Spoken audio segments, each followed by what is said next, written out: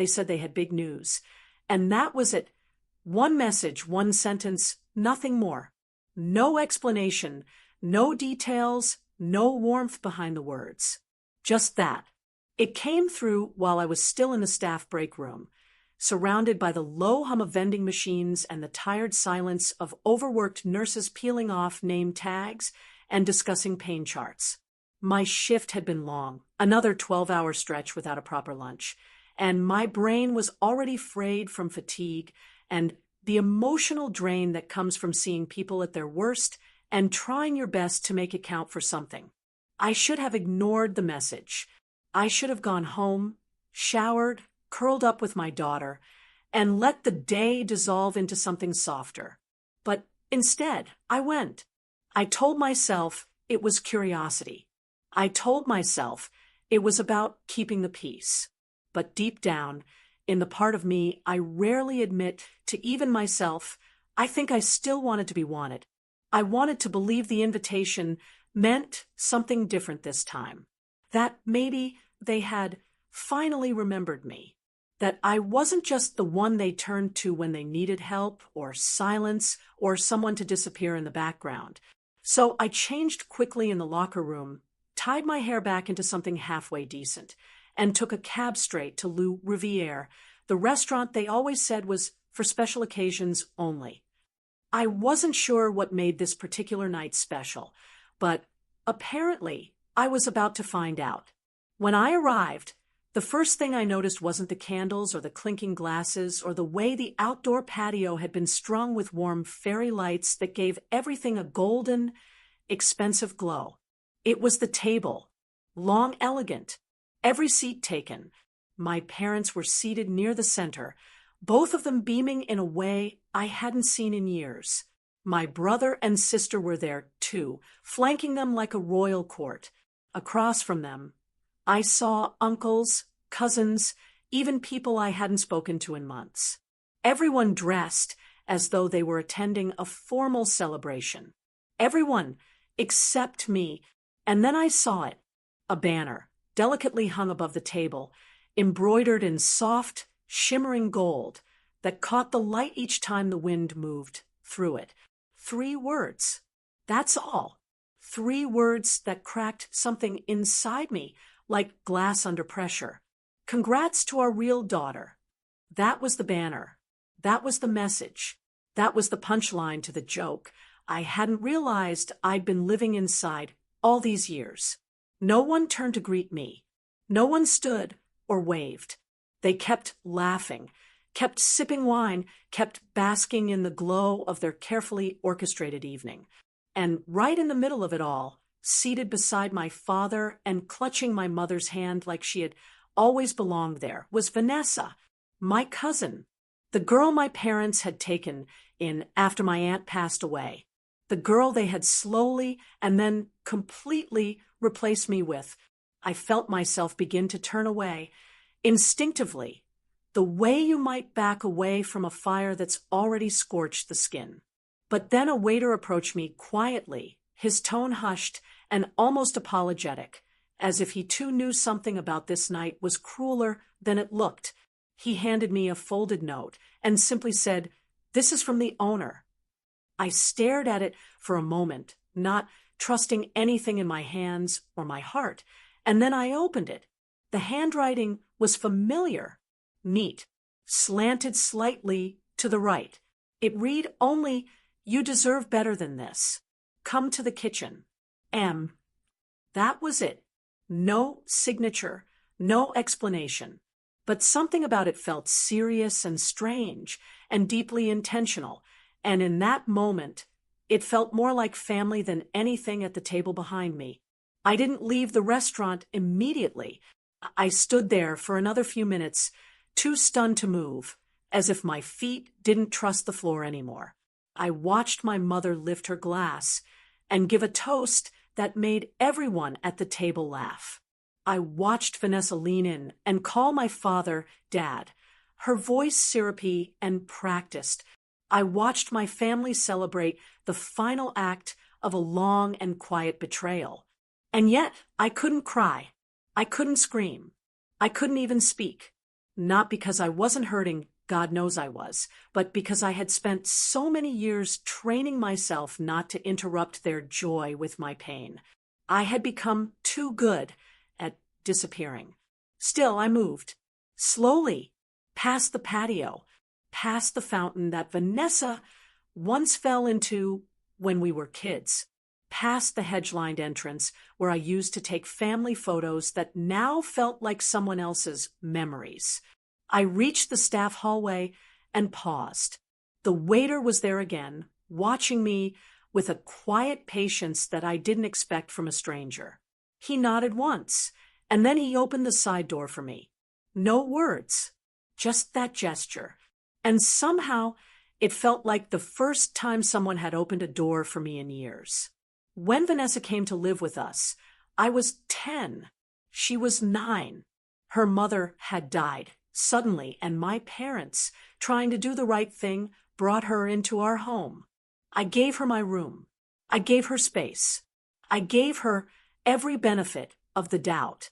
For a while, I even gave her my friendship. But over the years, things shifted. At first, it was subtle. She needed more attention, they said. She'd been through a lot, they said. It made sense. Until it didn't. Until her birthday parties grew larger while mine shrank. Until she was introduced as our girl while I became the practical one. Until she got the new dresses, the new phone, the new car, and I got nothing but permission to keep working hard and stay grateful. I stayed quiet. I excelled in school. I put myself through nursing school on scholarships and student loans. I worked back-to-back shifts. I called home every Sunday. I brought gifts on holidays. I remembered every anniversary and birthday, even the ones they forgot of mine. I didn't complain. I didn't confront.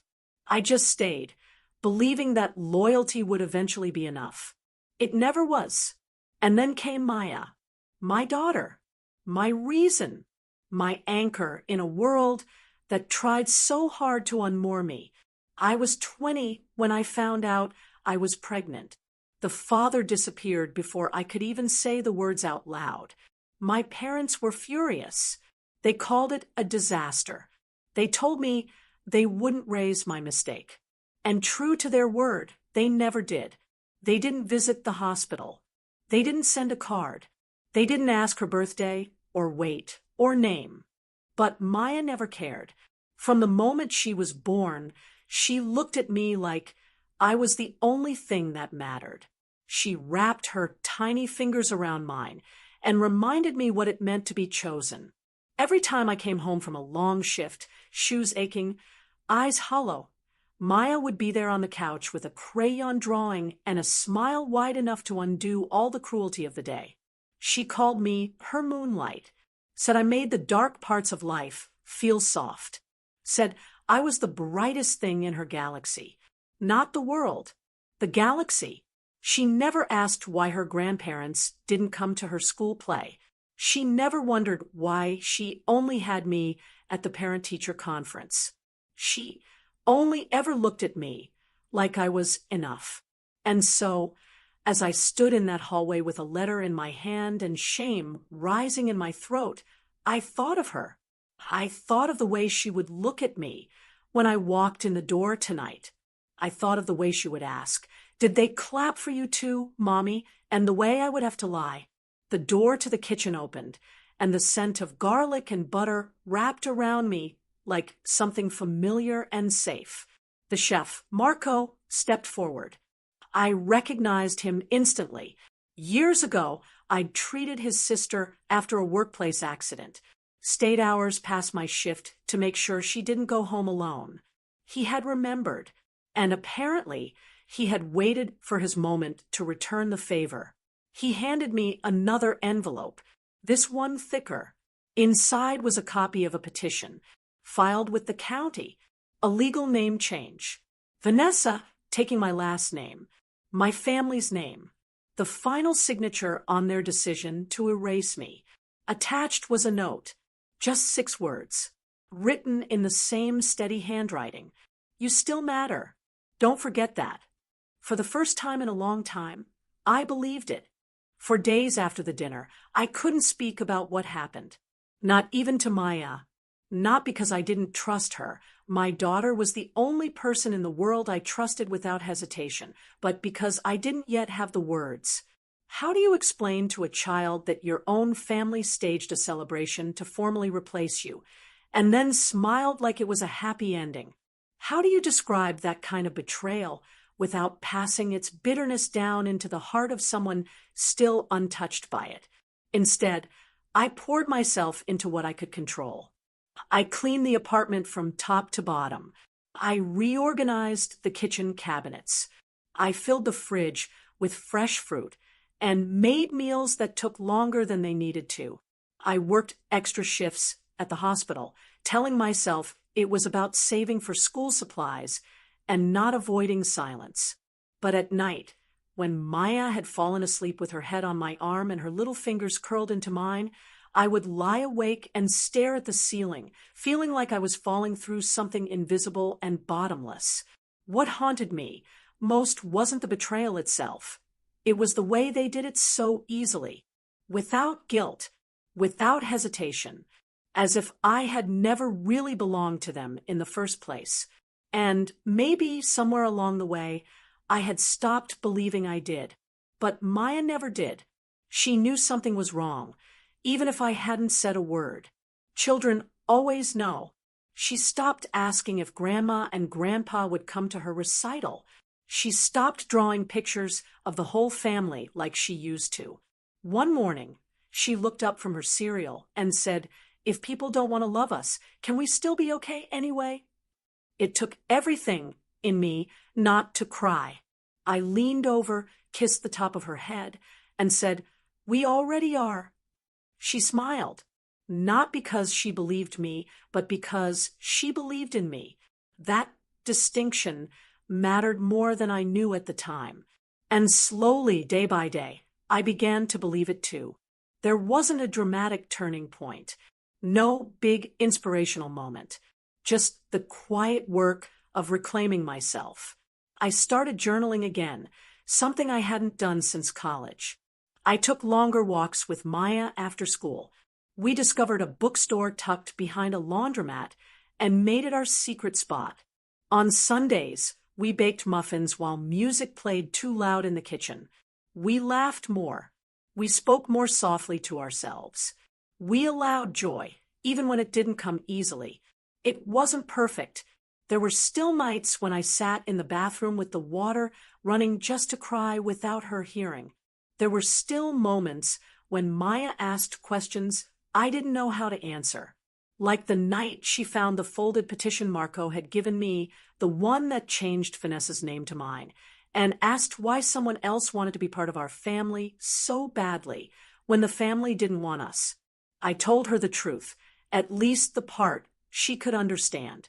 That sometimes people confuse love with convenience. That sometimes families break without making noise. That sometimes the people who should protect you are the ones who teach you how to survive instead. She didn't ask again, but she never forgot. Months passed. Autumn turned the city amber. Maya started piano lessons at the community center. I applied for a position in the pediatric trauma unit and got it. Life wasn't grand, but it was growing. And I was proud of that, which is why when the next invitation came, I nearly threw it in the trash. It arrived in a cream-colored envelope with no return address. The handwriting was unmistakably my mother's, elegant, slanted, trying too hard to look effortless. Inside was a simple card, no explanation, just a printed message. Join us to celebrate Vanessa's engagement. Family dinner, same place. No RSVP, no apology, no acknowledgement of what had happened last time. I stared at it for a long time, the way one might stare at a wound to decide if it's worth stitching or leaving alone. Every part of me screamed to toss it, to walk away, to refuse the narrative they were trying to write without me. But then Maya came home from school with a drawing of a bride and said, "Did you know Aunt Vanessa's getting married?" That's what Zoe told me. She said she saw it on her mom's phone. And suddenly, I understood. This wasn't just about me anymore. They weren't content erasing me quietly. Now, they were rewriting the story publicly. Vanessa wasn't just becoming their daughter. She was becoming the version of me they had always wanted, just with better timing, better choices, better hair. And they were doing it in front of Maya, in front of my daughter, in front of the only person whose opinion I still valued. So I said yes. I didn't go because I forgave them. I went because I refused to let Maya believe the lie they were trying to sell. The night of the engagement dinner, I dressed differently than I normally would. Not glamorous, not overdone, just honest. A slate gray dress with sleeves to my elbows and a single gold necklace Maya had picked out from the thrift shop because it looked like something strong people wear. I wore it like armor. We arrived early. I wanted Maya to be settled before the show began. The restaurant hadn't changed. Same lighting, same stone steps, same smug waiters who smiled like they knew everyone's secrets.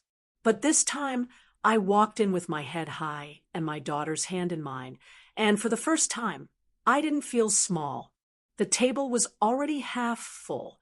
Vanessa stood at the head, her fiancé beside her. Handsome, polished, the kind of man who probably had opinions about wine regions and monogrammed napkins. My parents were there, of course, both dressed in matching cream, like they were guests at a wedding that hadn't happened yet. My mother's smile faltered the moment she saw me. It didn't disappear, just cracked at the edges, the way porcelain does when it's dropped but not shattered. My father raised an eyebrow, as if surprised I had the nerve to show up. Vanessa said nothing. She just smiled, perfectly, painlessly, like a woman who had everything she wanted and didn't need to pretend otherwise. I walked Maya to her seat, pulled out her chair, and kissed the top of her head. I didn't greet the others. I didn't give them the dignity of pretending this was normal. I simply existed in the space they tried to carve me out of, and I did so without apology. The dinner began awkwardly. Conversation moved in circles. Vanessa's fiancé talked about their honeymoon plans. My brother mentioned his promotion. My sister showed off pictures of her baby. Every detail of their lives spun around the table like pearls on a string, delicate and rehearsed. No one asked about me. No one asked about Maya. But Maya, she watched everything. She watched the way my mother leaned toward Vanessa with a kind of reverence she'd never shown me. She watched my father refill Vanessa's glass without being asked. She watched Vanessa giggle and call my parents mom and dad without hesitation. And she watched me carefully, quietly, as if trying to understand what it meant to sit in a room full of people who had decided you were replaceable. Halfway through the meal, Vanessa stood and tapped her glass for silence. The room responded instantly. I just wanted to take a moment, she said, voice sweet and perfectly measured, to thank everyone here for making me feel so deeply, so truly loved. I know this family has been through a lot, but I believe everything happens for a reason. And I believe I was meant to be here, with you, as your daughter, as your sister, as your future. The applause was immediate. People clapped like they'd been waiting to clap all evening. My mother wiped her eyes. My father raised his glass. And across the table, Maya looked at me with a question in her eyes that she didn't know how to ask. I reached for her hand under the table. But before I could say anything, before I could offer her the words I had been rehearsing in my head since we arrived, Vanessa turned toward me. Just slightly, just enough for the smile to become sharp. And I'm grateful, she added, to everyone who's shown me what not to be. Sometimes blessings come disguised as broken women. A beat of silence followed. Then the laughter returned. Louder this time. meaner. It wasn't just a celebration anymore. It was a declaration. They weren't just replacing me. They were mocking what was left of me. I looked down at Maya. She wasn't smiling. She wasn't blinking. She was waiting. And for the first time since that night on the patio, I knew exactly what I had to do. For a long moment, no one spoke. No one moved. They were all still half laughing, caught in that awkward pause where a cruel joke finishes, but the shame hasn't fully arrived yet. I sat perfectly still, my spine a rod of ice and fire, every part of me alert and burning and aware that this exact moment was what they had wanted. This was the finale they had been rehearsing since the night of that first dinner. They hadn't just excluded me. They had curated this, shaped it like theater, given Vanessa the stage, the spotlight, and the script, and left me only the role of witness. But across the table, Maya's grip on my hand tightened. She didn't say anything, not yet, but I could feel it in her breath. She had stopped blinking. Her shoulders had gone rigid. Her free hand crumpled the napkin in her lap, then released it, then crumpled it again. I looked at her, and for the first time, I saw something different in her eyes. Not confusion, not hurt, but calculation. A kind of silent storm building under her skin, waiting to break. Then she stood up. She didn't ask, didn't warn me. She just stood, slow and deliberate, her chair making the softest scraping noise across the floor. The laughter stopped. She was only 7, but in that moment, you'd have thought she was centuries older. Her voice didn't shake. It didn't waver. It didn't beg. It simply cut through the air, like it was supposed to be heard. "My mom is not broken," she said. That was all she said at first. But it was enough. Enough to freeze the clinking of silverware. Enough to turn every head at the table. Enough to silence even Vanessa, who tilted her head slightly and gave that same glossy smile she always used when she thought someone beneath her had made a mistake worth indulging. Maya didn't sit back down. She stepped away from her chair, walked around the table, stopped directly beside my father's chair, and looked him in the eye. "She's not broken," she repeated, slower this time, as if daring him to argue. "She works all day at the hospital. She makes dinner even when she's tired. She reads me stories even when she can't keep her eyes open. She holds my hair when I'm sick. She lets me sleep in her bed when I have bad dreams. She doesn't cry where I can see her, but I know she still does. And you all laughed at her." My mother opened her mouth to speak, but Maya raised a single hand, not rudely, not childishly, but with the kind of calm authority that no one expected from someone so small. "I know you don't want her," she said, her voice thinning now, but still holding. "But that's your mistake, not hers. And someday you're going to be very sorry. It should have ended there. It would have been enough." But fate had one more move to make. As the room sat in stunned silence, the same waiter from the first dinner, the same man who had handed me the note that night under the patio lights, walked into the room again. No tray, no glasses, just an envelope in his hand. He walked directly to me, didn't look at the others, just offered me the envelope with a quiet, "It's from the owner." Again, I didn't understand. Not yet. Not until I opened it and saw what was inside. There was a photo, grainy, but clear enough. A scanned image of a birth certificate. I scanned the names, read it twice, then again. And when I looked up, I wasn't breathing. Maya looked at me, eyebrows raised in a question. I nodded once. "It's time," I said softly, and she nodded back. I stood up, turned toward the table, and held the envelope in both hands like it was sacred. "This isn't about being replaced anymore," I said, voice low but steady. "This is about the truth." I turned the certificate toward my parents. My father's face paled. My mother's hand flew to her mouth. Vanessa took one step back. I spoke louder. When Vanessa's mother, my Aunt Diane, passed away, we were told that Vanessa was her daughter, that she was my cousin, but this says otherwise. This says she was adopted, quietly, illegally, by Diane, after Diane's sister gave birth to her at 16 and disappeared. That sister was you. I pointed at my mother. Silence fell like thunder. You gave her away, I said, now turning to face the table, everyone watching with eyes wide and glassy. You told no one, not even Dad. You gave birth in secret and let your sister raise the child. And then, when she died, you brought Vanessa back into the house, pretended she was your niece, and slowly made her your daughter again. And all this time, you treated me like a shadow in my own family because the child you wanted was already born before me. You just had to wait until she was orphaned to bring her home. My father stood, chair toppling behind him. That's enough, he said, voice trembling. But I wasn't finished.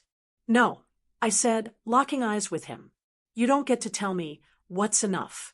You don't get to play Father of the Year while sitting next to a lie you chose to protect. You didn't just erase me.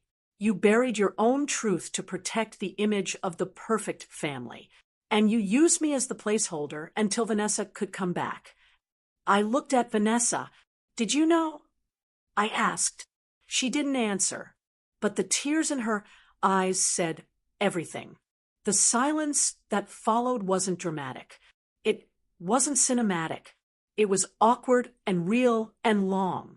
It was the kind of silence people don't know how to fill when a room turns into a courtroom and no one is ready to confess. Then Maya, still standing beside me, reached for my hand and said, "Can we go now?" And I said yes. We didn't wait for dessert. We didn't wait for apologies. We didn't wait for anyone to decide whether or not our truth was palatable enough to be forgiven. We just walked out, back through the same doors, back into the same city, but not back into the same life. The sound of our footsteps leaving the restaurant echoed more loudly in my mind than anything said that night.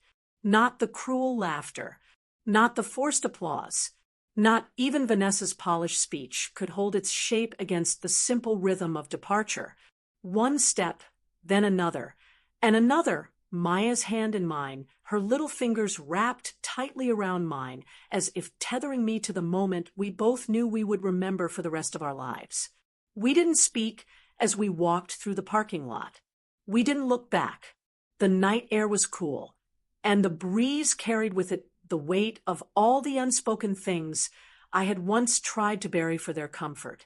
When we reached the car, I opened the door for her and watched as she climbed into the back seat without saying a word. She was still in her dress from school, one she had picked herself for the dinner, light blue, with little stars along the hem, slightly wrinkled from sitting through the tension of an evening that never deserved her presence.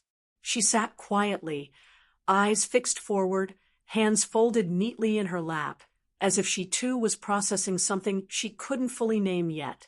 I closed the door gently, walked around to the driver's side, and sat behind the wheel for a long moment before starting the engine. I didn't cry, not right away. The tears didn't come until we were halfway home, until the traffic lights began to blur in my vision, and the truth of what had just happened finally loosened its grip on my composure. But even then, I didn't sob. It wasn't that kind of release. It was quieter, heavier, like mourning someone who hadn't died, but had simply chosen to vanish from your life long before you noticed. I kept driving. I kept breathing. I kept holding it together for her, because if there was one thing I had learned, it was that sometimes the most powerful form of resilience is to simply keep going when everything in you wants to stop. That night, Maya didn't ask questions. She didn't bring up what she'd said or what I'd revealed, or how the room had cracked open like an overripe fruit and spilled every hidden thing into the open. Instead, after brushing her teeth and climbing into bed, she looked up at me and said, "You didn't yell." I sat on the edge of the mattress hands folded in my lap, and replied as honestly as I could. I told her that sometimes yelling makes people listen, but other times silence is what makes them feel what they tried to ignore. I told her that the truth doesn't need to be shouted when it's already heavy enough to carry on its own. She nodded, and then she reached for me, and I lay beside her, holding her until her breathing softened and she drifted into sleep. That was the first night I dreamed of nothing, and it felt like peace. In the days that followed, word spread faster than I could have imagined. I didn't post about what happened. I didn't rant or scream or seek attention. But stories, especially ones rooted in truth and shame, have a way of leaking through even the tightest walls. By the end of the week, friends I hadn't spoken to in years were reaching out. Old classmates, former colleagues, even nurses from other departments. Some said they had always suspected something strange about how my family treated me. Others apologized for never noticing. A few admitted that they, too, had been pushed out of places they once called home. One message, however, stood out. It was from Vanessa. A single paragraph. No greeting. No sign-off. Just the words, "I didn't know the truth until I saw it in your hands. I thought they were rescuing me. I didn't realize they were using me to erase you. I'm sorry." I didn't respond. Not out of spite. Not out of anger. But because some apologies are meant for the person giving them, not the one receiving them. As for my parents, they didn't call. They didn't write. They didn't attempt to explain or defend or undo the damage they had spent years constructing with precision and subtlety. They simply disappeared into the silence they had once weaponized against me. And I let them, because I had finally learned that not every silence needs to be broken. But Maya blossomed. In the weeks after the engagement dinner, she walked taller, spoke louder, asked deeper questions. She began writing little poems and tucking them into my coat pockets. One of them, written in crayon and folded into a perfect square, read, "You are my always. When I grow up, I want to be kind like you." I carried that note in my wallet, tucked behind my ID, right where the photograph of my parents used to be. One Sunday morning, as we sat on the steps of the bookstore we had claimed as our second home, she looked up from her juice box and asked, "Do you think they miss you?" I thought for a long time before answering, and when I finally did, I said that maybe they did, in their own way. But missing someone and loving someone aren't the same thing. One is about absence.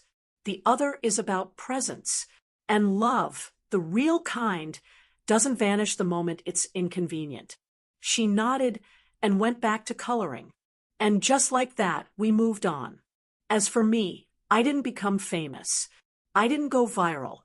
I didn't write a memoir or build a platform around my pain. What I did was quieter, smaller, and far more difficult. I lived.